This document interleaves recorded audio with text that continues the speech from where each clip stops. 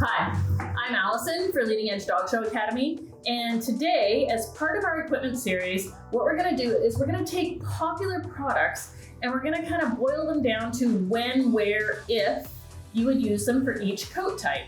So this is a question that we get a lot. You know, we have some fantastic videos out there in the equipment series, but sometimes people are still a little bit confused, or maybe not confused, but they still just want more detail on when or if they should use a particular product on their dog, therefore that coat type. Now, remember, when we're going and doing these videos or you're watching them, that there's exceptions to every rule, right? Like your dog might have a little bit of a denser coat or a thinner coat than is typical for that coat type, and you might change your mind. It might be how you use that product that means that something else works better for you, but we want you to use this as a baseline. Also, we love your questions, right? So if you have a question or an experience with a product that's not similar to what we're saying, let us know, because like sometimes we think, oh yeah, we can use that for a different purpose as well, right? So feel free to send those questions on in and we're gonna take a look at them. So today we're gonna talk about slicker brushes, and in particular, we're gonna talk about the longer pinned slicker brushes, right? So with the longer pins that they have. So just a little note about slicker brushes is that all slicker brushes, they can be different sizes, different shapes, different colors, and different pin lengths. But one thing that makes a slicker brush is the fact that it has bent pins, right? So very, very important.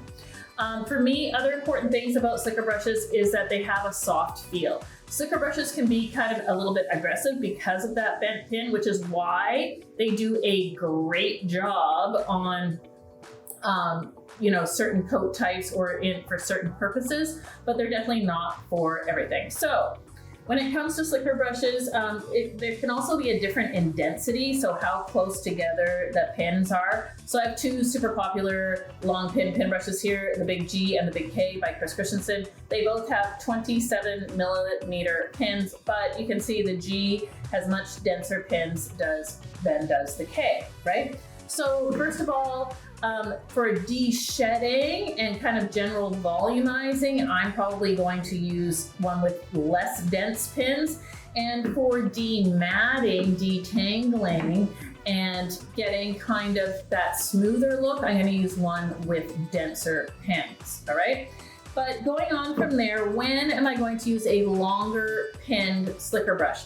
Typically, the longer the pin, the longer the coat I'm going to use it on, right? Also, the thicker the coat, the more denser I want my pins. So for example, if I have a double coated breed, I could use a long pin brushes, but I'm going to use it on my longer double coated breeds. So if I have a Shetland sheepdog with a really fitted coat, probably not going to use a long pin brush on it, right? The 27 millimeter. I'm probably going to use something that has maybe like a 17 to 20 millimeter pin. I might use something very short on the leg hair. So, but if I had an Alaskan Malamute, a Newfie, a Great Pyrenees, something with that really, really long double coat, that's when I'm using that longer pin to get in there and do the job that I need it to do, right? So remember, de-shedding, one with less dense pins, but in any case, those longer double coated breeds, I'm using that longer pinned pin brush. It's just gonna save you so much time and effort and energy by you.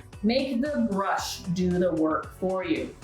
Now, moving on to my drop coated breeds, there's probably a very rare instance where I'm gonna use a long pinned slicker brush on my drop coated breed, right? I don't use a slicker at all on the longer coat. I only use it on those leg furnishings.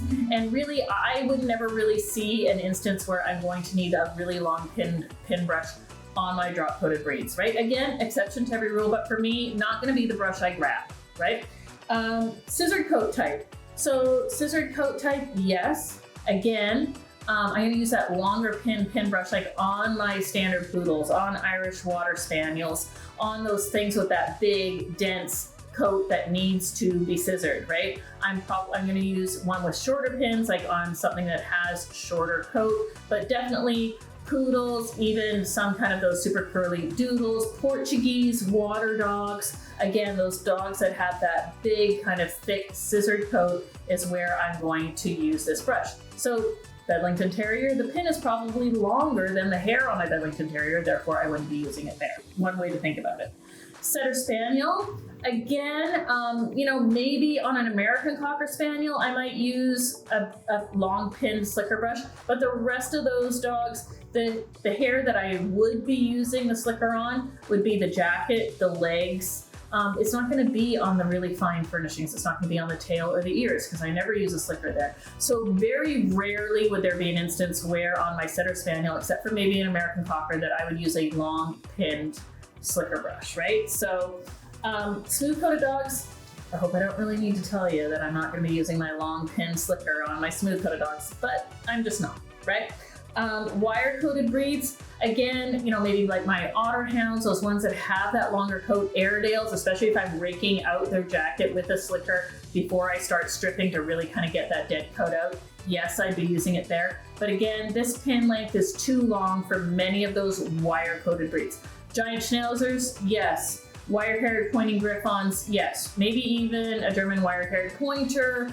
But many of those wire-haired breeds, the long-haired slicker is going to be just a little bit too long to be used on them. So for a quick recap, when we're doing a long pin slicker brush, double coat, yes. Scissored coat, yes. Some wired coats, yes. I'm going to be using my long pin slicker brush on them, but it's going to be a no for me for drop coats, Setter Spaniels, and those smooth coated dogs. So the next time you're thinking of using a pin brush with that super long pin, remember it's about half the coat types that it's going to be the most effective on. And the other three, it's probably just going to be a little bit too much brush for those coat types. So I hope that helped. Hey everyone, thanks for watching today's video. Please leave us a comment below, let us know what you thought, and as well, if you have any ideas for future content that you'd like to see, you can put them down there as well. You can head over to leadingedgedogshow.academy.com where you can find our free, premium, and subscription content, and we'd love to have you join us there. As well, don't forget to like and subscribe and turn on those notifications, that way you never miss another free video tutorial. That's it for today. Thanks for watching.